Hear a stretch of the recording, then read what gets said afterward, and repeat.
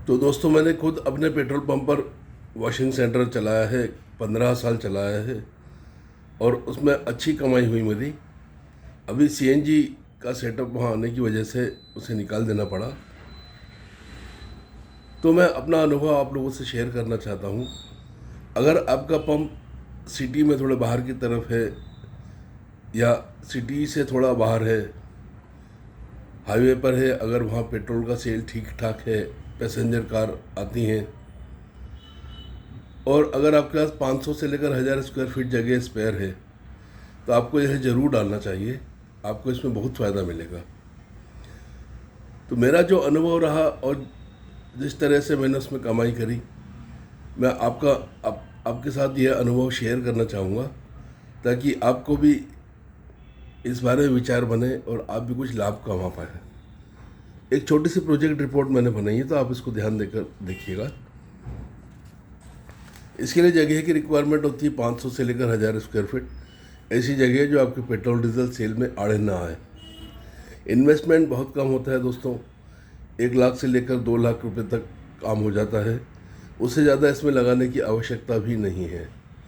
लोग आपके पास आएंगे, बहुत सारे महंगे महंगे इंस्ट्रूमेंट्स वगैरह बताएंगे, वो सब लेने की ज़रूरत नहीं है। मैं आपको बताता हूँ, आप इकोनॉमिकल काम करिएगा। दोस्तों, इसमें स्ट्रक्चर जो चाहिए रहता है, एक रैंप चाहिए रहता है जिसमें कार चढ़ पाए।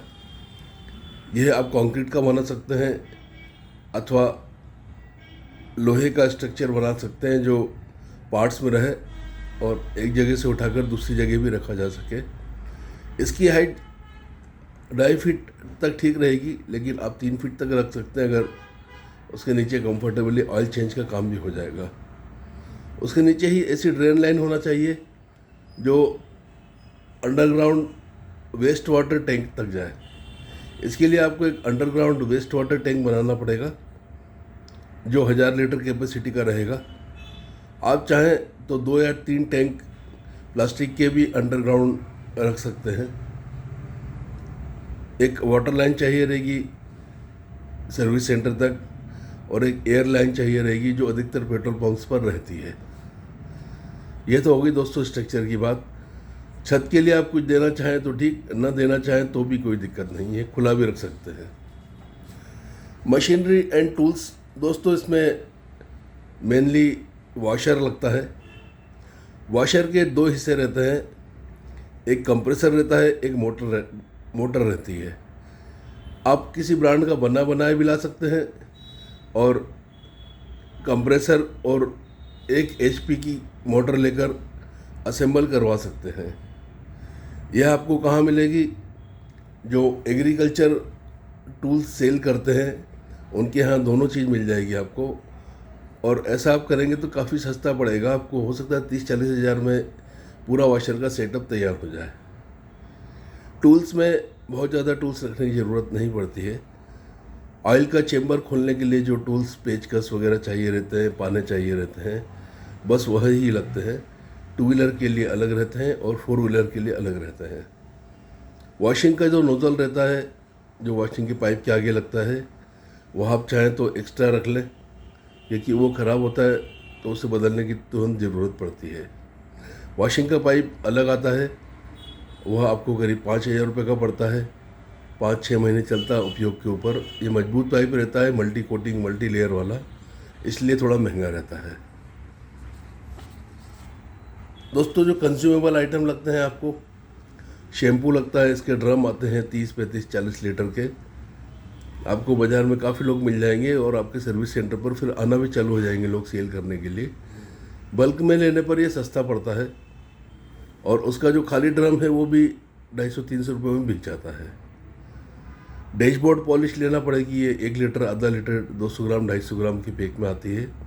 आपके यहाँ के कार बाज़ार में आसानी से मिल जाएगी, 10-12 के पैक मिलेंगे तो आपको सस्ती पड़ेगी। यही dashboard polish dashboard, plastic parts, tyre और इंजन पॉलिश में काम आ जाती है। वाइपिंग क्लॉथ साधारण थोड़ा सा खुरदरा सा क्लॉथ रहता है और सॉफ्ट क्लॉथ भी रख सकते हैं आप फाइनल टच के लिए। स्पंज चाहिए रहता है जिसमें आप शैम्पू लगाकर उसको धोएंगे। इसके अलावा ल्यूब्स तो आपके पास रहते ही हैं, इंजन ऑयल कूलेंट ज़्यादा बिकते हैं इसमें, ब्रेक ऑयल बिकता है थोड़ा, और फिल्टर आपको रखना रहेंगे। स्टाफ की रिक्वायरमेंट इसमें बहुत ज़्यादा नहीं रहती है दोस्तों। शुरू में आप सिर्फ 2 लोग रखें जो एवरेज 10-10 हज़ार रुपये लेते हैं। मेरी आपको यह राय रहेगी कि उनको कुछ सैलरी दें, कुछ उनका कमीशन मान दें सेल के ऊपर, तो वह भी फिर सेल में ज़्यादा इंटरेस्ट लेंगे और अच्छा सेल करेंगे। ल्यूब के ऊपर भी कुछ कमीशन मान दें उनका, तो आपको ल्यूब का भी अच्छा सेल करके देंगे। दोस्तों यहाँ पर आप सर्विस सेंटर अगर डालते हैं तो गाड़ियाँ जो धुलवाने आती है आप उनको ऑयल चेक करके तुरंत सजेस्ट कर सकते हैं।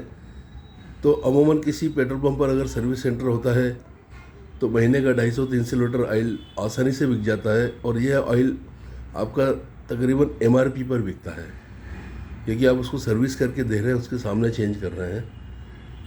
और 4 व्हीलर का भी ऑयल बिकता है जिसमें काफ़ी अच्छा मार्जिन है। स्टाफ आप बाद में बढ़ा सकते हैं अगर आपका काम बढ़ते जाए। जो चार्जेस रहते हैं दोस्तों, जो मिडिल क्लास सिटीज़ होती हैं या अपर मिडिल क्लास सिटीज़ होती हैं, वहाँ 50 से 100 रुपये बाइक के रहते हैं, 300 रुपये स्मॉल कार के रहते हैं, और 400-500 रुपये SUV के रहते हैं। इसमें बाहर से धुलाई, शैम्पू से धुलाई, नीचे से धुलाई, इंजन का धुलाई, और अंदर से सफाई आ जाती है। अंदर से मैटिंग वगैरह भी आपको निकाल कर धोना रहते हैं, सुखा कर वापस लगाना रहता है। अंदर से आप चाहें तो एयर वॉश कर दें, एयर का जो पॉइंट है उसको चलाकर प्रेशर से एयर अगर अंदर मारेंगे तो सारा कचरा साफ़ हो जाएगा, और ये सस्ते में काम हो जाता है। वैक्यूम क्लीनर आप रख सकते हैं, लेकिन फिर उसका मेंटेनेंस एक समस्या रहेगा, और उससे ज़्यादा प्रभावशाली यह एयर प्रेशर रहता है कि एयर की नोज़ल लगाई और सारा कचरा साफ़।